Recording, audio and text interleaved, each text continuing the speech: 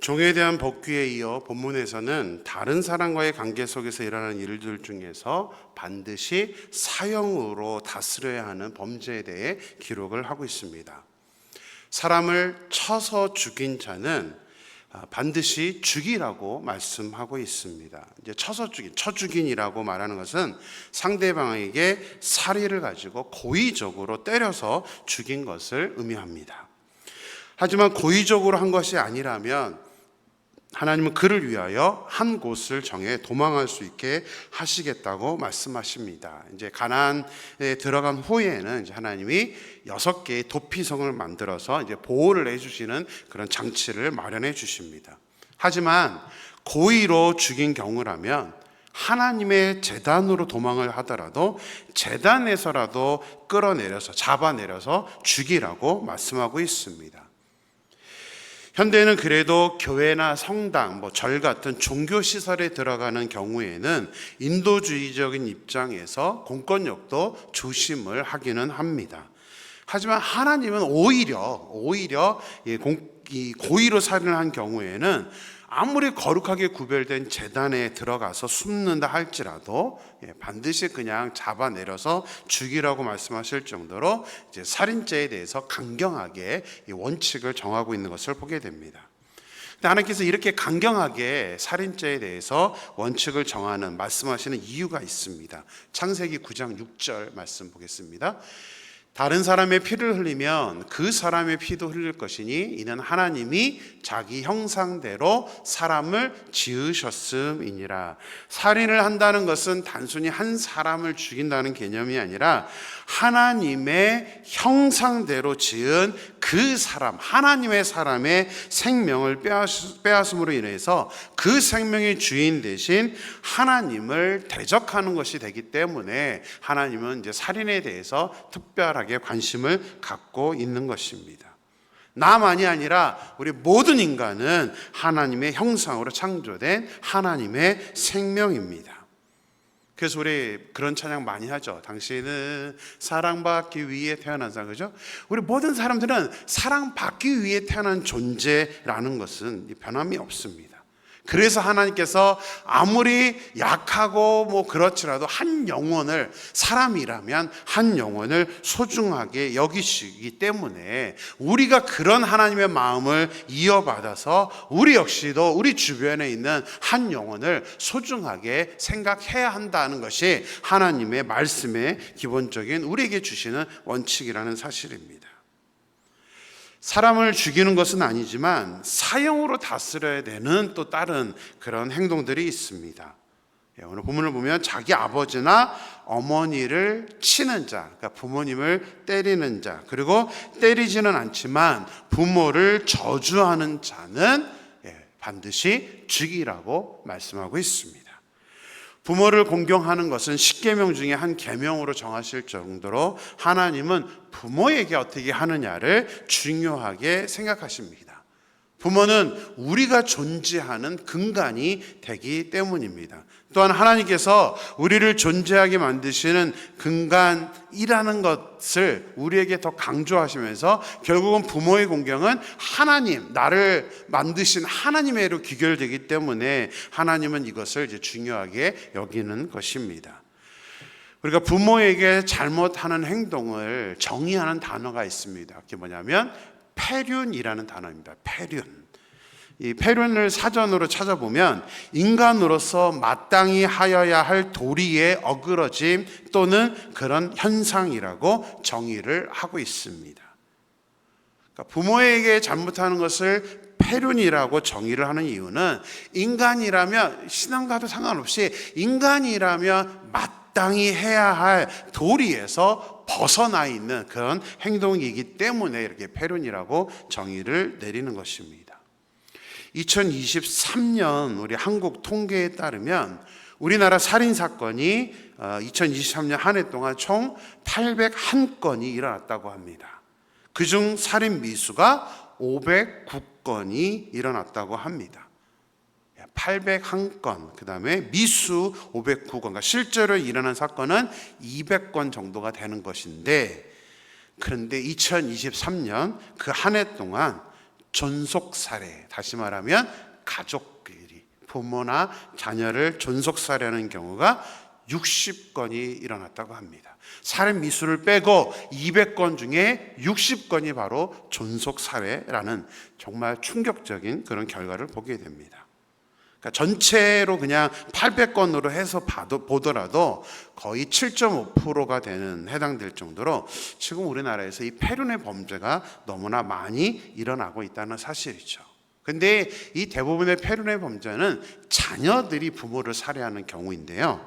최근에는 이제 반대로 부모가 자녀를 학대하거나 살인을 하는 경우도 오히려 많이 증가를 하고 있습니다.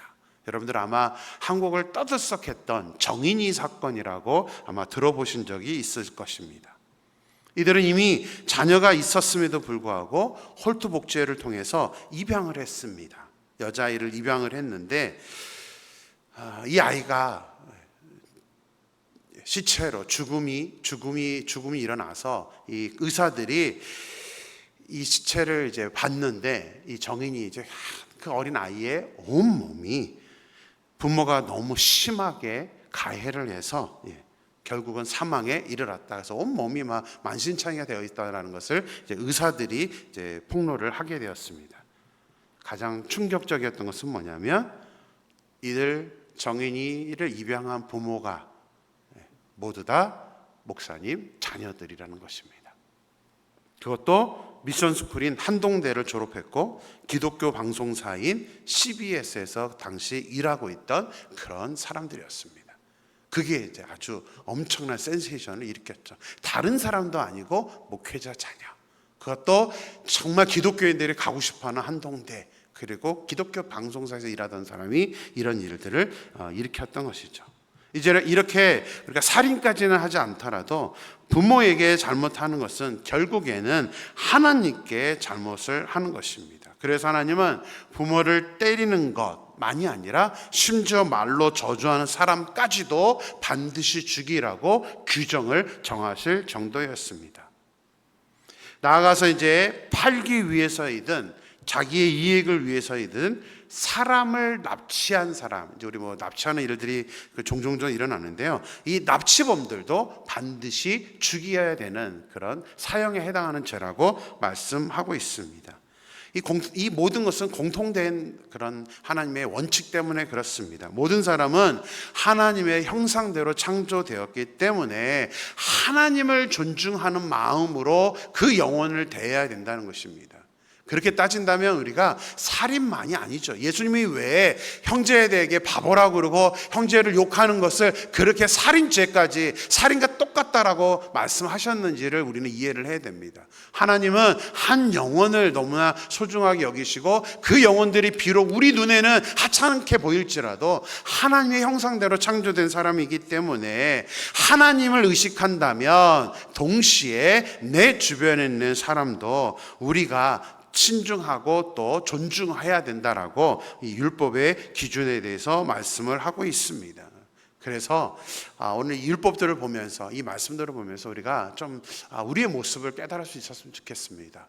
그리고 한번 우리는 지금 우리 부모, 우리의 자녀, 우리의 가족들 어떻게 대하고 있는지, 또 내 주변에 있는 사람들, 우리 교회 안에 있는 형제 자매들, 내가 무시하고 있는 사람은 있는 게 아닌지, 내가 또 깔보는 사람은 있는 게 아닌지, 내 마음 중심에는 하나님의 마음을 닮아서 한 영혼을 소중하게 바라보고 있는지 우리는 그것을 좀 생각하면서 정말 하나님이 기뻐하는 모습으로 살아갈 수 있는 저와 여러분이 되기를 주님의 이름으로 축원합니다.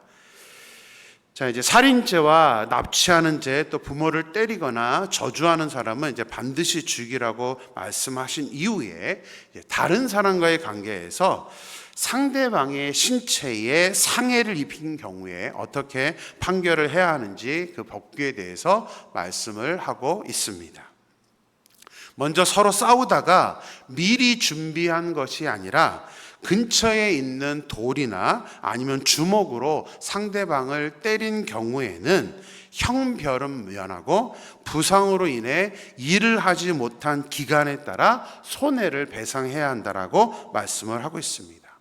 자, 구체적으로 보면요, 만약 주인이 매로 남종이나 여종을 때려서 사망에 이르게 하면 주인은 형벌을 받아야 합니다. 그런데 하루나 이틀을 연명하게 됩니다. 바로 때려서 죽은 게 아니라 하루나 이틀을 연명하게 되면 형벌을 면한다라고 말씀하고 있습니다. 좀 이상하지 않나요? 왜 당장 죽으면 형벌을 받아야 되는데 시간이 흐른 뒤에 죽으면 형벌을 면한다라고 말씀을 하고 있는 것일까요? 당장 죽는다는 말은 주인이 종이 죽을 수도 있다는 것을 알면서 고의적으로 구타를 한 것을 의미합니다. 문자적으로만 보면 안 됩니다. 죽을 수 있을 것을 알고 구타했을 때에 그 종이 죽으면 이제 반드시 형벌을 받아야 되지만 하루 이틀이라도 연명을 한다는 것은 뭐냐면 죽을 만큼 때린 게 아니라 그냥 주인으로서 때렸을 때에 이 사람이 이제 조금 시간이 흐른 뒤에 죽었을 경우에는 죽일 목적이 아니었다라는 것을 이렇게 돌려서 말하고 있는 것입니다.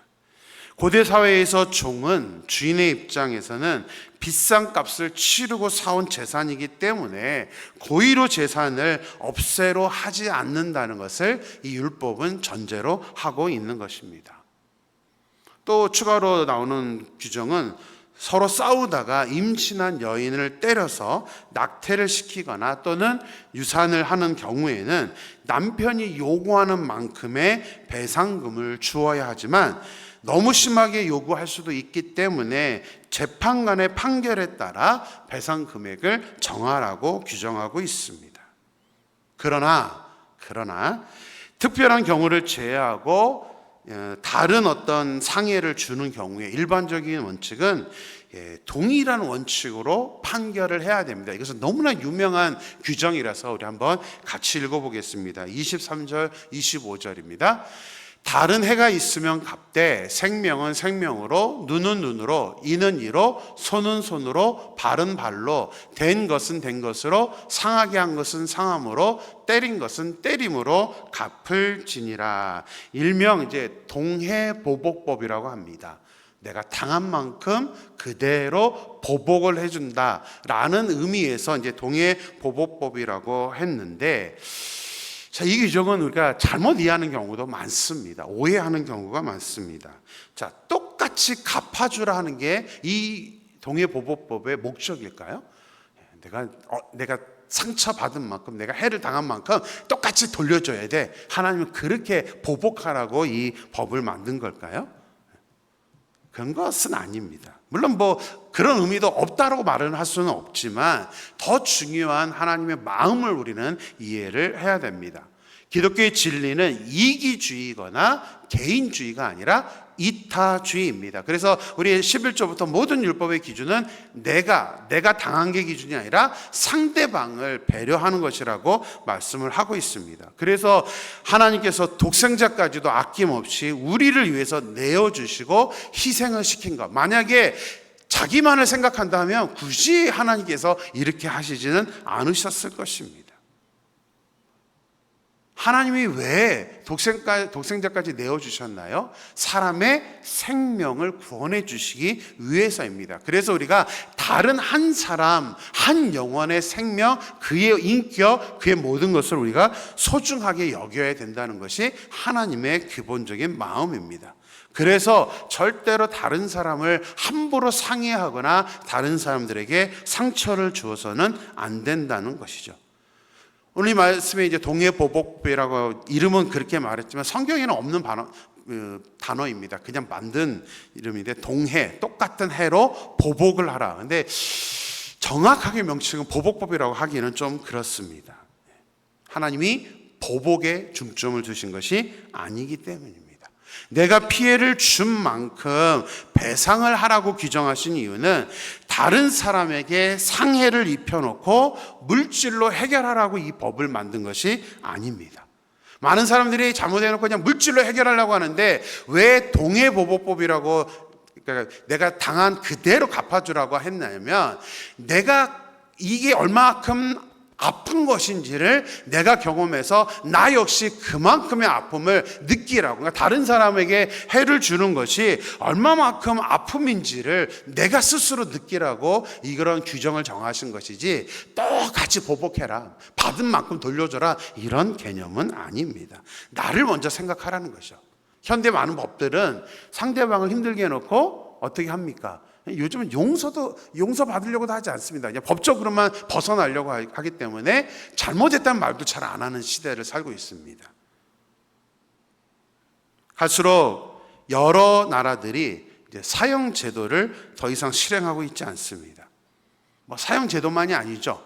특히 우리나라 같은 경우에는 이제 최근 음주운전이나 또 졸음운전, 여러 가지 어떤 그런 자기가 잘못을 함으로 인해서 어떻게 사고를 내서 다른 사람을 죽이게 되는 경우, 또 크게 그의 인생을 망치게 되는 경우, 이 형량이 너무나 작아서 지금 사회적인 문제가 되고 있습니다. 공분이 일어나고 있습니다. 법적으로는요 3년 이상의 형벌입니다. 근데 대부분이 사람을 죽여놓고도 긴 형량을 받지를 않습니다. 음주운전으로 사망상을 내놓고도 우리나라는 종합보험에 가입되어 있다, 또 합의를 했다, 첫 이런 모습이다라는 이유 때문에 여러 가지 이유를 붙여서 형량을 다 감형을 해줍니다. 그래서 실제로 판결을 나오는 거 보면 그렇게 큰 중범죄로 다루지 않는 것을 보게 됩니다. 그래서 사람들이 많이 그러죠. 판사가 이 형벌을 내릴 때 만약에 자기 아들이 이렇게 음주 사고가 나와서 사망을 했다면 저렇게 판결을 할까라는 말을 할 정도로 지금 우리나라는 이 형량에 대한 문제가 심각한 그런 상태에 있습니다. 특히 스쿨존에서 아이들이 사망하는 경우도 많은데 너무 죄에 비해서 형벌이 낮다라고 하죠. 물론 이제 정서적으로 본다면 누구라도 당연히 죄를 지은 만큼의 중벌을 받아야 한다고 생각할 것입니다. 그런데 저는 하나님의 이 마음을 이해했으면 좋겠습니다. 얼마만큼 많은 벌을 주느냐가 사실은 중요한 게 아니라 이 자기가 받은 만큼 이렇게 형벌을 받아야, 내가 준 만큼 형벌을 받아야 된다는 근본적인 마음은 내가 한 행동이 얼마만큼 잘못된 것인지를 먼저 인식해야 된다는 것. 그러면은 어떤 형량을 매길 때도 그만큼을 이렇게 줘야 된다는 것을 우리 성경 말씀을 통해서 깨달을 수 있어야 된다는 것이죠. 갈수록 사람들은 죄책감을 가지지 않습니다. 자기가 무엇을 잘못했는지를 깨닫지 않고 이제 비인격적인 일들이 많이 일어나고 있습니다. 그런 의미에서 하나님의 법은 상당히 우리 인간이 살아갈 수 있는 어떤 기본적인 그런 도덕적인 마음들, 우리가 하지 말아야 될 것들, 무엇보다도 다른 사람에 대한 그 마음들, 내가 이만큼 어떤 상처를 줬었을 때에, 상해를 줬을 때에 얼마나 힘든지를 인식하라고 하는 그런 마음으로 하나님께서 이 규정들을 정하고 있다는 사실을 보게 됩니다. 하나님의 근본적인 마음은 한 영혼에 대한 사랑입니다. 그래서 아무리 세상이 그렇고 법이 그렇다 하더라도 우리 기독교인만큼은 내가 한 행동에 대해서는 정말 많은 죄책감을 느끼고, 또 상대방에게 충분히 내가 상처를 준 것에 대해서 용서를 구하고 또 어떤 행동이라도 책임을 질 수 있는 그런 모습이 되어야 된다는 것을 우리는 말씀을 통해서 깨달아야 될 것입니다. 하나님의 법은 부자이든 가난한 자이든 권력자이든 평민이든 하나님은 모두 동일한 기준으로 적용을 하고 있습니다. 그래서 저는 세상의 법이 이 하나님의 율법을 따라갈 수 없다라고 생각을 합니다. 그만큼 하나님의 이 법 규정은 지금 우리 세계에서도 너무나 저는 중요한, 현실에서 지킬 수 있는 법이라고 생각을 합니다. 소망합니다. 아무리 세상이 악해지고 또 더 극악해질지라도 우리가 하나님의 자녀임을 잊지 않고 하나님의 말씀을 기준으로 해서 우리가 최대한 하나님의 마음으로 다른 영혼들을 바라볼 수 있는 그런 사랑의 사람, 하나님의 율법을 제대로 이해하고 율법을 준행할 수 있는 저와 여러분의 삶이 되기를, 특별히 하나님이 창조하신 사람을 정말 우리가 하나님의 마음으로 사랑하고 아낄 수 있게 되기를 주님의 이름으로 간절히 축원합니다. 기도하겠습니다.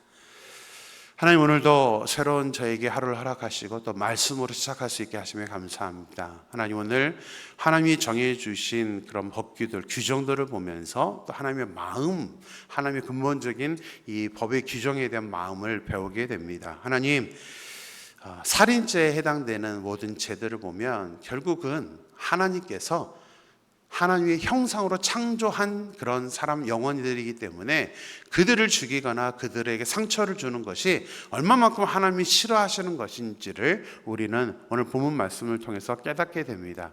세상은 가면 갈수록 악해져 가고 다른 영혼에 대한 상해를 하거나 아픔을 주는 것에 대해서 아무런 죄책감을 가지지 않는 그런 시대를 우리가 살고 있습니다. 그런 하나님, 세상이 아무리 그렇다 할지라도 우리는 하나님의 자녀이고 하나님께서 한 영혼을 얼마만큼 소중히 여기시는지를 우리가 깨닫고 그런 하나님의 마음이 우리의 마음이 되게 하시고 그런 하나님의 정신이 우리의 정신이 되어서 한 영혼을 소중히 여길 수 있는 우리가 될 수 있도록 인도하여 주시옵소서. 특별히 우리가 교회 생활하는 동안에 우리와 함께 생활하는 우리의 형제 자매들을 우리가 정말 소중히 여길 수 있게 도와주시고 하나님, 우리가 무시하거나 아버지 하나님 그들을 낮게 보는 것이 아니라 주님 말씀하신 대로 나보다 더 낮게 여기면서 하나님, 우리 서로 좋은 그런 관계 속에서 공동체 생활을 해나갈 수 있도록 역사하여 주시옵소서. 하나님께서 저희들과 함께 하실 줄 믿고 예수님의 이름으로 기도드렸습니다. 아멘.